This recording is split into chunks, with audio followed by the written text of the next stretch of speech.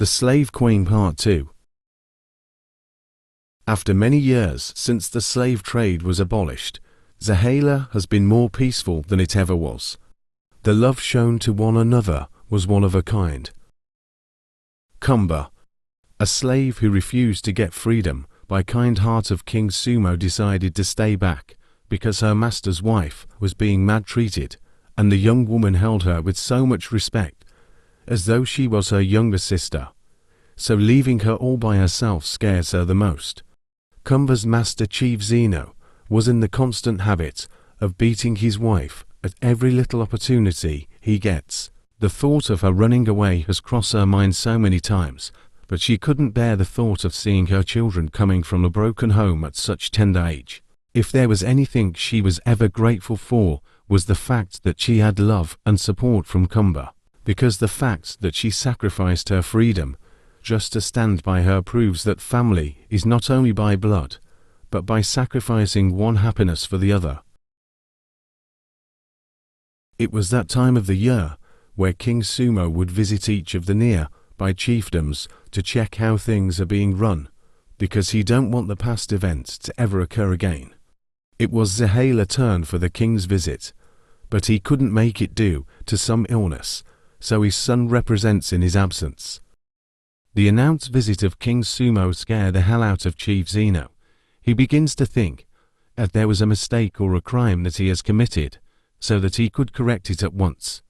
The fear of getting on King Sumo's bad side could not let Chief Zeno have his peace of mind. After long minutes of deliberation, it occurred to him that after so many years Kumba stay back, what could have been her motive? Was she waiting for the long-awaited visit of the king, so that she will tell him everything that has happened to her, and even the mad treatment of his wife? For the fact that she have walked on him hitting his wife rings a bell that he needed to get rid of her before the arrival of the king. Among the thousands of plans that Chief Zeno could have come up with, he chose to come up with a plan of marrying Kumba to the drunkard at the outstep of the chiefdom, so as to avoid blood leaving on his head. As the discussion of marriage was ongoing, Kumba ran as fast as she could. She felt disappointed that after so many years of service to the chief, he decided to pay her back with his evil. It could have been one of the bodyguards or even one of the elders' third wives, but not a drunkard, she cried. After a long run, she sat in the forest crying heavily. At that moment, she regret staying back when she had the opportunity to start a new life. As these thoughts were running through her mind, she finally remembered her master's wife. For a moment she felt guilty, but on a second thought, she felt sorry for herself. She never wanted to end up as miserable as her master's wife. How can she marry a man who have drank away his future? She'd rather be a slave than end up as someone punching bag. Prince Kandu and his entourage arrived at the boundary that separates them from Zahala. They took the road leading to the forest as they embark on their journey to visit this interesting chiefdom.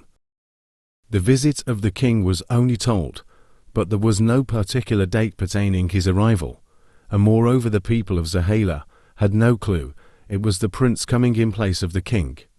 To the prince this was a wise idea to keep the people of the chiefdom in suspense. There were so many roads he could have chose, but he decided to use the forest side in order to catch them unaware, because if he had used the Market Square road, there would be a lot of people hailing him, and he never wanted such film. With many miles still ahead of them, the prince could hear the cry of a woman from afar. At first, he never wanted to pay attention to his hearing, but when the voice became more intense he had to rush to see what happened, and to his surprise it was a young woman crying, as though she had lost it all.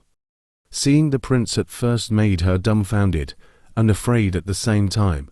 The truth was she didn't know how to feel at that moment, because if there was any visitor, they should have expected that would be the king and not his son. The prince went on asking questions as to why she was all alone. Kumba couldn't say a word at that moment.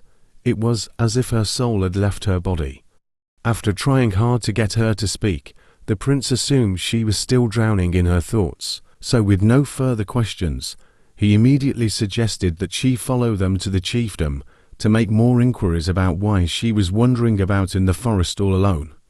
Cumber became a bit hesitant about returning to Zahala, because she never wanted the prince to know what was going on, at least for the sake of her madam, who was fear the thought of her children coming from a broken home at such tender age. Entering the chiefdom, Chief became perplexed and didn't know where to start from, because he expected an old man and not a boy, and also seeing Cumber with them did not sit right with him. So finding all means to deal with this puzzle, he immediately instructed his guards to tie Cumber up at once and accused her of being an impostor.